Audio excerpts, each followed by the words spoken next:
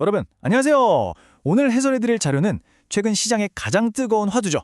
바로 AI 붐과 다가오는 6월의 거대한 시장 변동성, 그리고 스페이스X 같은 초대형 기업들의 IPO가 시장에 어떤 충격을 줄지에 대한 심층 분석입니다. 거시경제가 어떻게 요동치고 있는지 핵심만 짚어서 지금 바로 뛰어들어 보겠습니다. 자, 그럼 바로 들어가 볼까요? 화면에 보이는 8조 달러.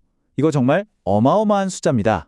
이게 뭐냐면 현재 머니마켓 펀드, 그러니까 MMF에 대기 중인 현금성 자금의 규모거든요. 이 막대한 돈이 스페이스X의 750억 달러 규모 IPO 같은 고위험 고수익 자산으로 언제든 넘어갈 준비를 하고 있다는 것. 바로 여기서부터 오늘 분석이 시작됩니다. 오늘 우리가 짚어볼 6가지 핵심 포인트입니다.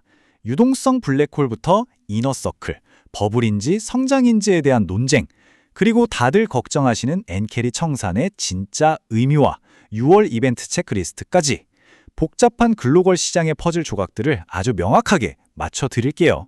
첫 번째 파트, 유동성 블랙홀입니다. 스페이스X, 오픈 AI, 엔트로픽, 스트라이프. 이름만 들어도 시장을 흔드는 거물들이죠.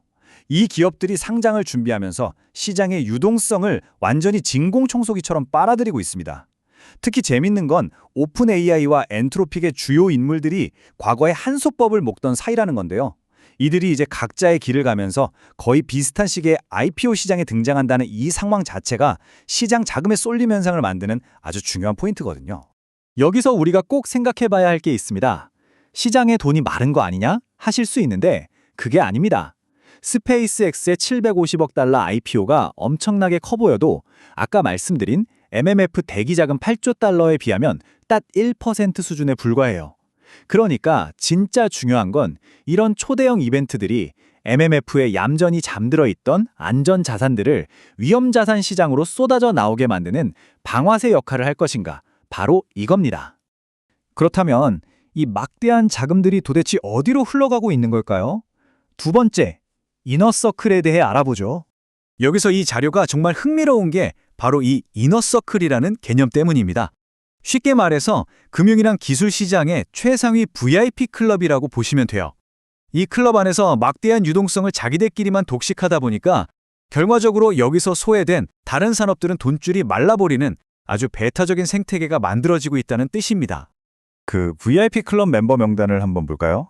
오픈 AI나 엔트로픽 같은 AI 혁신 기업들이 맨 앞에 있고요. 그 뒤를 엔비디아 같은 하드웨어와 데이터 센터, 그리고 마이크로소프트, 아마존 같은 빅테크가 든든하게 받쳐줍니다. 이게 끝이 아니에요. 이 엄청난 전력을 감당할 에너지 인프라 기업들, 그리고 이 모든 판에 천문학적인 자금을 대는 블랙스톤, 아폴로 같은 거대 사모펀드들까지. 자본이 이들만의 리그 안에서 위에서 아래로 아주 강력하게 순환하는 정말 견고한 이너서클을 구축하고 있습니다. 세 번째 파트입니다. 상황이 이렇다 보니 시장의 의견이 아주 극명하게 갈리고 있죠. 과연 이게 거품이 터지기 직전일까요? 아니면 진정한 성장의 시작일까요? 양쪽의 시각을 아주 객관적으로 비교해 볼게요. 먼저 버블 붕괴를 경고하는 쪽에선 사모 신용펀드 대출의 15.7%가 원금의 80% 미만으로 떨어졌다는 부실 우려를 근거로 듭니다. 대형 IPO가 오히려 거품 붕괴의 시작점이 될 거란 논리죠.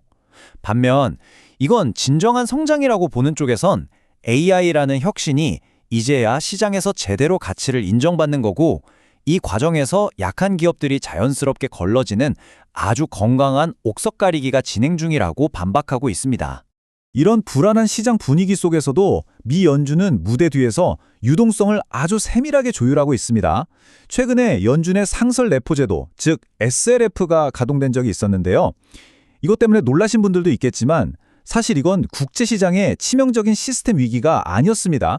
그냥 주택저당증권, MBS 쪽에서 일어난 아주 일시적인 유동성 부족 현상, 그러니까 가벼운 딸꾹질 정도였다는 거죠.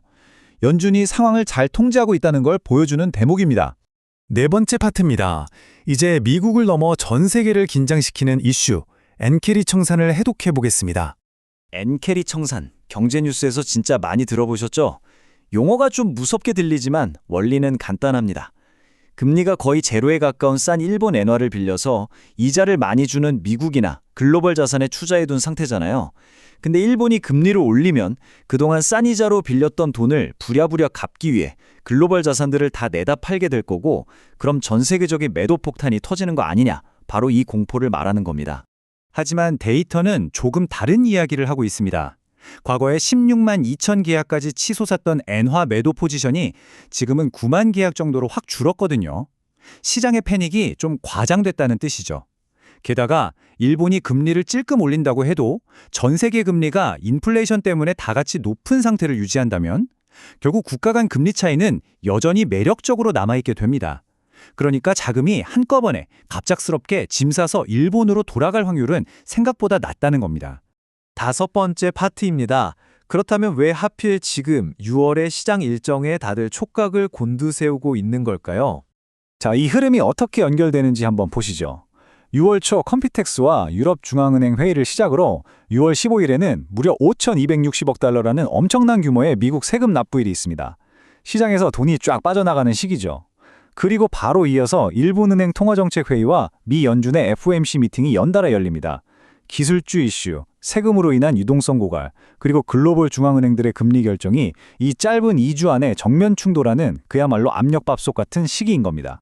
마지막 6번째 파트입니다. 지금까지 본 복잡한 데이터를 바탕으로 실전 변동성에 대비하는 체크리스트를 정리해드립니다. 금융 전문가나 투자자라면 다음 4가지를 꼭 추적하셔야 합니다. 첫째, 8조 달러 규모의 MMF, 대기 자금이 AI IPO 소식에 어떻게 반응하며 이동하는지 관찰할 것. 둘째, 컴퓨텍스 등에서 AI 모멘텀이 어떻게 변하는지 볼 것. 셋째, 6월 중순 미국 세금 납부일 전으로 일어나는 유동성 감소폭을 체크할 것.